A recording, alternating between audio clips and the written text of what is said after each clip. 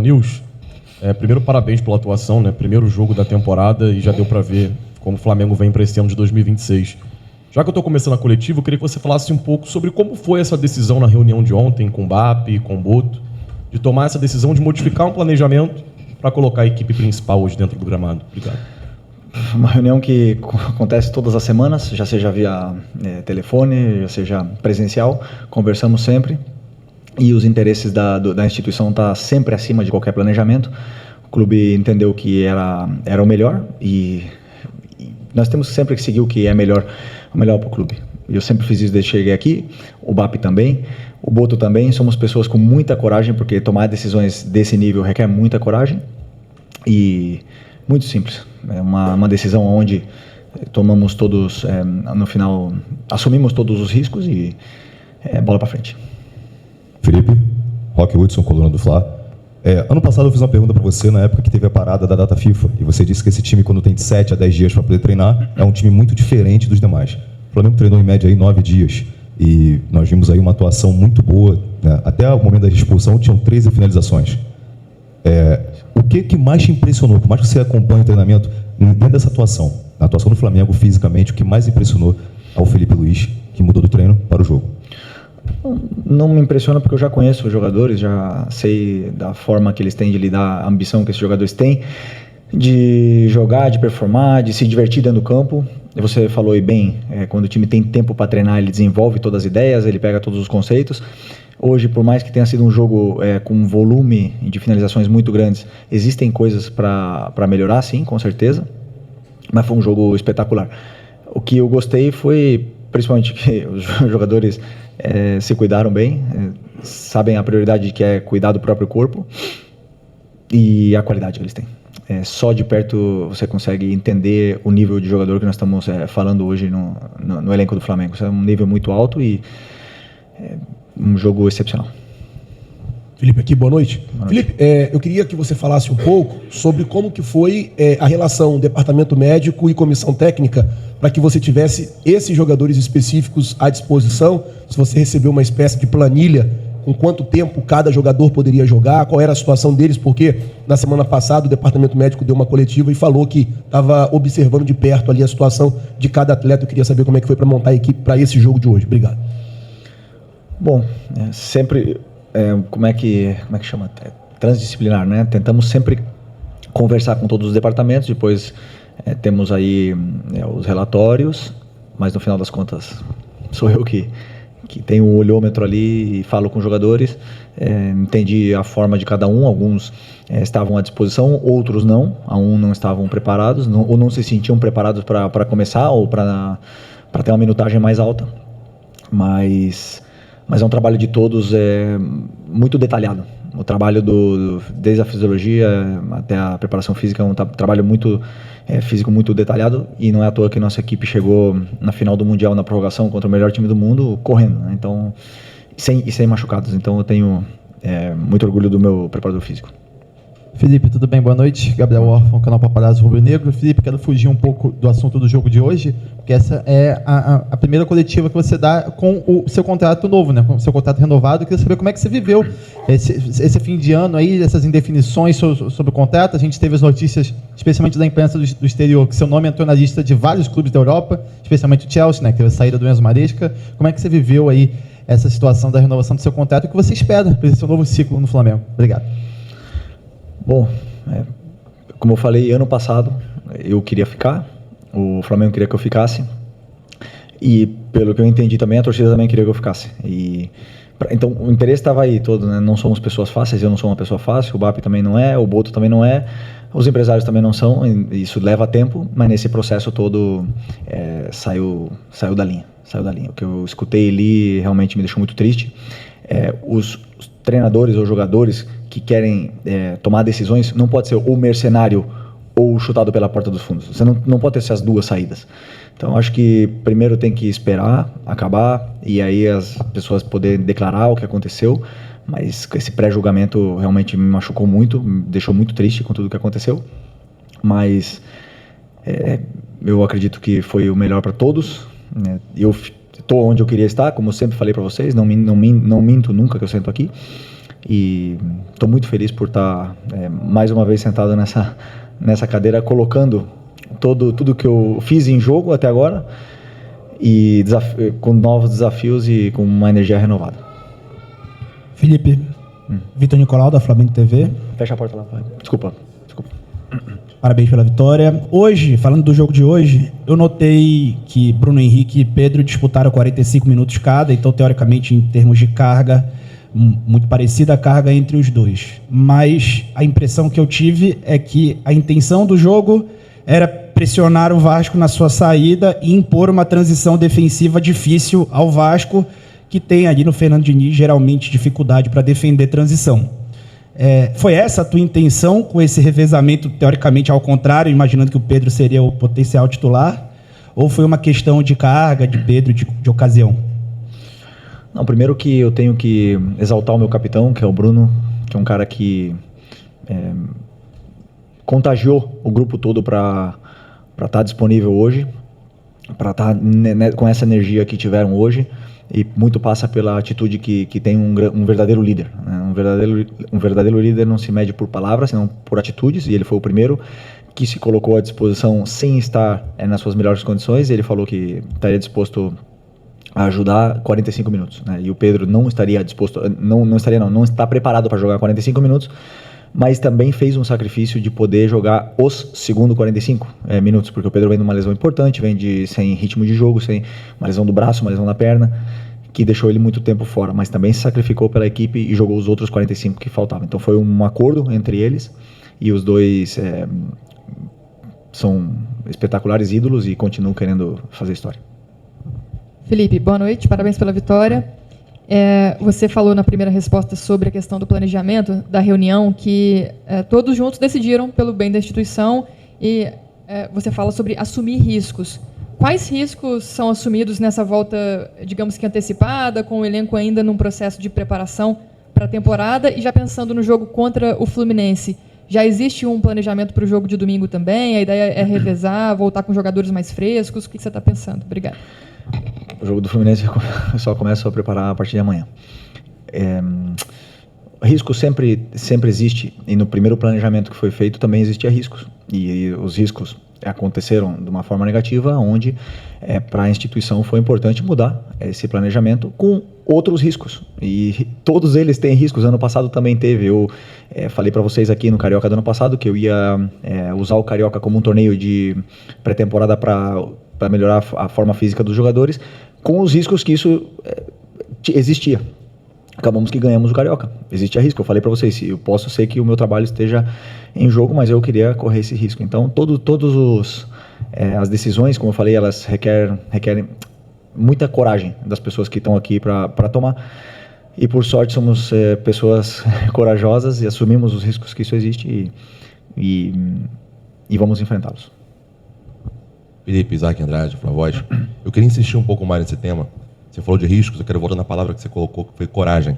Hoje o Campeonato Carioca é considerado o mais charmoso do Brasil, mas também é um movimento de desvalorização por grande parte da imprensa e também dos clubes em relação a esses campeonatos regionais, porque eles também não valem tanto quanto os demais, ou eles atrapalham um pouco essa preparação, que para mim dá a entender essa questão do risco em si. Como é que você vê os campeonatos estaduais, os campeonatos regionais? Eles realmente têm assim, o seu momento, o seu glamour? Eles são importantes? Ou eles somente são o primeiro campeonato que existe, e por isso da questão da coragem e do risco? Os campeonatos estaduais têm um peso para cada estado, para cada clube que quer colocar como prioridade. Obviamente que não é o objetivo principal de nenhum clube na temporada, clube grande que quer conquistar grandes títulos na temporada. Digo isso porque... Fugiu agora. Desculpa.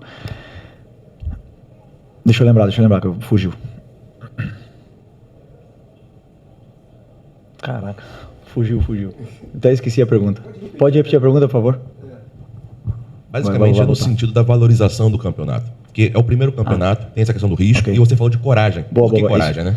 Não, desculpa, não, porque assim, o Campeonato Carioca tem um valor que... Os campeonatos estaduais têm um valor que cada clube dá, e a tendência, hoje diminuindo datas, a gente não sabe qual é. Se vão continuar sendo importantes, se vão continuar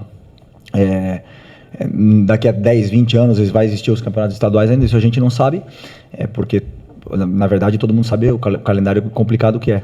O risco e a coragem é justamente por essas datas estarem tão apertadas e por nós pagarmos o preço do sucesso ano passado de chegar na final do Mundial e já ter o campeonato começando agora. Então, tranquilidade, enfrentar com não a competição, senão estamos vestindo a camisa do Flamengo, temos que sempre dar o melhor.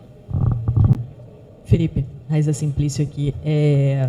A gente está em início de temporada ainda, o Flamengo em pré-temporada já trouxe 2 reforços, né? Que um deles estreou hoje, o Vitão, trouxe o André também. E a gente tem visto, acompanhado, o próprio Boto falou hoje sobre as negociações para trazer o Lucas Paquetá, né? Eu queria que você falasse sobre a importância de conseguir trazer o Lucas Paquetá, o quanto ele agregaria aí ao seu time. E se fala também da possibilidade de contratar um atacante, mas, de repente, trazendo o Lucas Paquetá, o atacante ficaria para uma próxima janela. Isso faz parte do teu planejamento? Você entende que precisa de um atacante mais rápido, né, nesse momento? Como é que está isso? Eu vi. Eu ia falar, não, vocês... Vocês falaram com a pessoa ideal para falar de elenco, que é o Boto, né? Ele é uma pessoa que é responsável, né, junto com o presidente, pela montagem de elenco. Nosso elenco está muito forte, então realmente os jogadores que entram tem que ser os jogadores. E o Paquetá é um jogador do West Ham, então enquanto ele for jogador do West Ham, respeito absoluto pelo clube que pertence agora, mas sabemos todo o amor que a torcida tem por ele. Boa noite, Felipe. Bruna Medeiros, do Disflá. Hoje você utilizou os jogadores da equipe principal, com exceção do Daniel Salles, né, que era o jogador com menos rodagem nessa ocasião.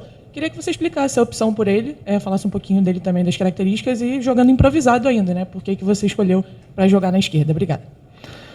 Porque ele jogou na esquerda praticamente a temporada toda passada, e o Royal fazia muito tempo que não tinha jogado na esquerda. Não jogava no lado esquerdo, na lateral esquerda. O Alex não tinha condição de começar o jogo, e também não era pensado ele jogar muito tempo. E eu confio muito no Salles, foi meu lateral titular quando eu era treinador do Sub-20, é um jogador que já está pronto. Claro que tem coisas que melhorar, mas é um jogador que já está pronto fisicamente, é um jogador que é importante, tem muita qualidade, todos vocês sabem. E infelizmente entrou nesse massacre que foi geral por ter perdido jogos como Sub-20, né? E eu confio em muitos jogadores que lá estão, e não porque perderam 3 jogos que são horríveis, e como se falaram aí, tem muito jogador que sim serve e que a gente está olhando com muito carinho sempre. Então, o Salles é um deles, a concorrência sempre foi muito forte.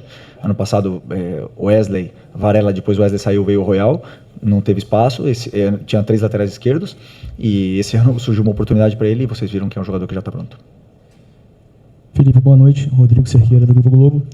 De todos os feitos que você conquistou no Flamengo, um deles, um que durava muito tempo, não acontecia muito tempo, foi ter terminado uma temporada inteira, depois de já ter assumido no ano retrasado. E o jogo que o Flamengo fez hoje, apesar de pouquíssimo tempo de treino, pouquíssimo tempo de preparação física, principalmente, deu a entender que é um time que sabe muito bem o que faz. E isso provavelmente ajudou muito nessa deficiência física desse momento. Quão importante é isso para você, toda essa manutenção que não é muito simples no Brasil, né? Manutenção de trabalho, de treinador, de elenco. Quase todos os jogadores que estiveram em campo esse ano jogaram juntos ano passado, e com tão pouco tempo de treino parecia um time já em meio de temporada, sabendo o que fazia em campo, correndo poucos riscos, enfim, tudo que o Flamengo apresentou no passado em uma condição física muito melhor durante o ano. Gostei da tua pergunta. O time, a importância da manutenção do treinador é porque os jogadores, além de falar, né, de mim, mas saber que os jogadores sabem o que eu gosto, o que eu peço para eles. Eles sabem o que eles têm que fazer no campo. Já é 1 ano e alguns meses que eu venho pedindo a mesma coisa, com ajustes pontuais em função de cada plano de jogo. E isso é um time que no outro dia ficou escuro lá no treino. Eu falei que não precisava de luz, os jogadores já sabem perfeitamente jogar e se posicionar no campo sem luz. Poderíamos ter treinado. Então, isso é uma coisa que eu gosto de falar para eles. Eles sentem isso também. Eles mesmos já reconhecem as soluções que a gente treina e dão a solução para o treinador, e isso me deixa muito feliz. E por isso também que eu estou muito honrado de continuar liderando esse grupo e sentando nessa cadeira aqui, que é a cadeira com mais pressão do mundo. Aqui, Felipe, boa noite. Marcos Martins, do canal da KCRN, parabéns pela vitória. Queria te perguntar ainda sobre a questão da agressividade do Flamengo na marcação. O Flamengo pressionando alto, o Flamengo com muita vontade também na pressão pós-perda.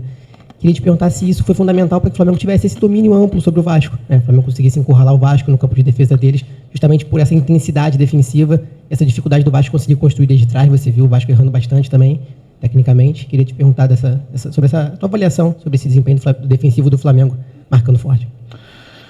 Bom, primeiro, pela energia que os jogadores colocaram na pressão alta. Segundo, que recuperaram as forças. Essa quebra entre parar o corpo, que depois de uma temporada de 11 meses, o time já não estava com força para pressionar no final da temporada passada. Perdemos a bola em alguns jogos, diga-se Pirâmides no segundo tempo, o Cruz Azul no primeiro tempo, e o time já não tinha a mesma força. Portanto, fazer essa quebra muitas vezes é muito importante. Nós não tivemos por causa do Mundial, e os jogadores recuperam essa força e essa energia para poder pressionar. O meu objetivo agora é que eles consigam manter, que eles consigam alcançar o melhor nível físico deles para poder performar dessa maneira por mais tempo, né? Esse é o meu grande desafio. Felipe, boa noite. Pedro Ramos, da Sintonia Esportiva. Duas perguntas rápidas. O Léo Ortiz hoje entrou na vaga de outro volante. Ele fazia a função com o Tite muito de volante, mas contigo praticamente foi só zagueiro. Hoje entrou como volante. Eu queria saber se é uma ideia sua, talvez, para rodar um pouco mais o Vitão, para tentar fazer com que ele se encaixe melhor com o Léo Pereira. E uma segunda rápida, porque o Plata mudou para 19 a camisa dele. Obrigado. Não, o Léo não é volante e comigo não vai jogar de volante. Ele é zagueiro. Para mim, ele é um dos melhores zagueiros do mundo. E do Brasil também, e também para mim do mundo. E hoje eu estava na dúvida entre ele e o Michael, que treinou muito bem de volante durante essa semana, mas como a gente estava com a mais, eu preferi manter uma estrutura mais sólida, já com a vantagem no placar, com ele ali fazendo essa... Na verdade era uma construção com 3 zagueiros. Mas eu não vejo ele como volante, ele não compete por posição como volante, nem vai competir, a não ser que realmente precisamos de um sacrifício dele. Portanto, o Vitão compete por posição com o Danilo, com o Léo e com o Léo. Então, gostei muito do jogo do Vitão falando nisso. Desculpa, do Plata não tenho nem ideia. Nem sabia, eu vi hoje que ele tinha mudado de camiseta. Oi, Felipe, aqui é Sérgio Lobo. Eu queria saber um detalhe sobre o planejamento, voltando a falar de planejamento, que é o seguinte: a gente vai ter uma parada para a Copa do Mundo e até lá vão ser disputadas 18 rodadas do Campeonato Brasileiro. A 19ª vai ser 50 dias depois, ou seja, depois do Mundial, mais um período. A preparação do Flamengo, especificamente do Flamengo, está sendo meio que full para esse período, até essa parada para a Copa do Mundo, e depois vai ter um recomeço para esses 50 dias após o segundo semestre. E só um detalhe sobre a vestimenta: a gente está te vendo aqui hoje pela primeira vez e todo mundo te viu hoje repaginado. Esse vai ser o teu uniforme para a temporada?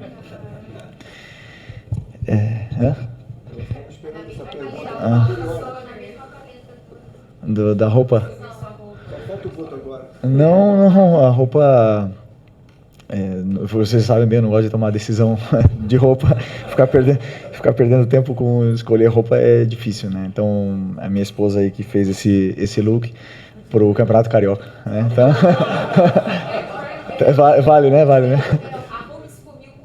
É isso. Eu não sou influencer, não sou.